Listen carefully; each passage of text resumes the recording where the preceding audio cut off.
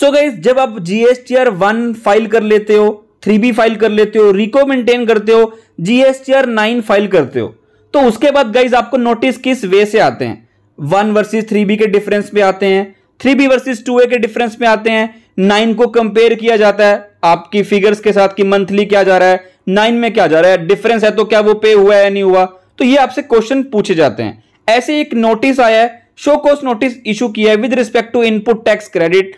उसमें कुछ मेंशन नहीं किया कि आपकी गलती क्या है, बस बोल दिया कि हाँ आपने फ्रॉड किया है, उनको बोलने का मौका भी नहीं दिया जा रहा है। तो प्लीज आप कमेंट बॉक्स पे बताना कि क्या आपको कोई नोटिस आता है, उसमें कोई रीजन लिखा नहीं होता कि आपने क्या गलती की है और आपको बोलने का मौका ही नहीं दिया जा रहा, क्या ऐसा हो सकता है? तो केस काफी रेलेवेंट रहने वाला है, बिकॉज ऐसा नोटिस किसी को भी आ सकता है। तो प्लीज अगर आप चैनल पे नए हैं तो चैनल को सब्सक्राइब कर लो, बेल बटन को प्रेस कर लो ताकि आपको सारी नोटिफिकेशन मिलती रहे। इनको डाउनलोड करने के लिए टेलीग्राम को ज्वाइन कर लो, link is in description. So guys, party आपके सामने है, मेसर्स नकस services private limited, state of Jharkhand. Jharkhand GST officer था, उन्होंने शो कॉज नोटिस भेजा था।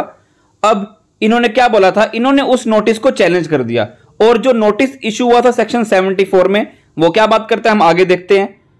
उन्होंने ग्राउंड्स लिखे थे कि आपने सेक्शन 74 की प्रोविजंस को वायलेट किया है, सिर्फ इतना लिख दिया कि सेक्शन 74 की आपने इनपुट टैक्स क्रेडिट फ्रॉड से क्लेम किया है, सिर्फ लिख दिया।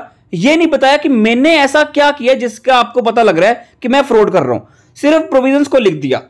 ठीक है, तो उन्होंने क्या किया, पार्टी ने क्या किया, उस नोटिस को कर दिया challenge. As per the said SCN, petitioner would be denied the opportunity to properly defend itself।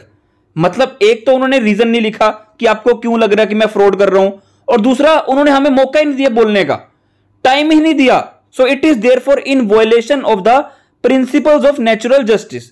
The essential requirements of the proper notice are that it should specifically state, at least वो बताए तो कि किस basis पर आपको question पूछ रहे हैं, वो क्या रीजन है, रीजंस टू बिलीव तो होने चाहिए ना, और उसके बाद आपको टाइम तो दे। The petitioner has sought to quash the notice, मतलब उन्होंने क्या किया, फिर कोर्ट के पास चले गए, कोर्ट को बताया कि ये जो भी इन्होंने रीजन मेंशन किए हैं, ये बोल रहे हैं कि हमने जो आईटीसी अवेल किया है वो बाय फ्रॉड कर रहे हैं, या बाय विलफुल मिस स्टेटमेंट कर रहे हैं, या हम कुछ छुपा रहे हैं, टैक्स को इवेड कर रहे हैं, या हमने कुछ टैक्स पे नहीं किया या शॉर्ट पे किया है। तो सारे फैक्ट्स को कंसिडर करने के बाद ऑनरेबल झारखंड हाईकोर्ट ने क्या बोला कि ये जो SCN है ये रिक्वायरमेंट्स को फुलफिल नहीं करता है, ये प्रॉपर SCN नहीं है, ये अपने आप में एक SCN ही नहीं है, तो इसका रिप्लाई इन्होंने कैसे मांग लिया? मतलब इसमें ना तो ये रीजन मेंशन कर रहे हैं, ना तो ये टाइम पीरियड दे रहे हैं, तो ये तो एंटरटेनेबल है ही नहीं, तो इसमें तो ये नेचुरल जस्टिस के अगेंस्ट है। तो पिटिशनर को क्या बोला गया कि आपने जो बात बोली है वो हम सुनेंगे।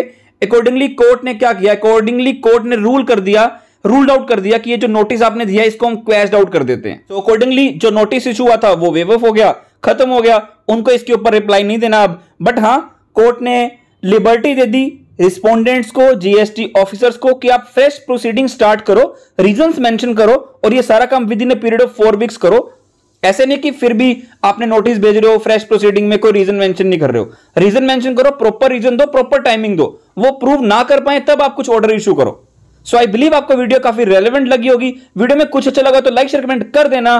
Till then good bye.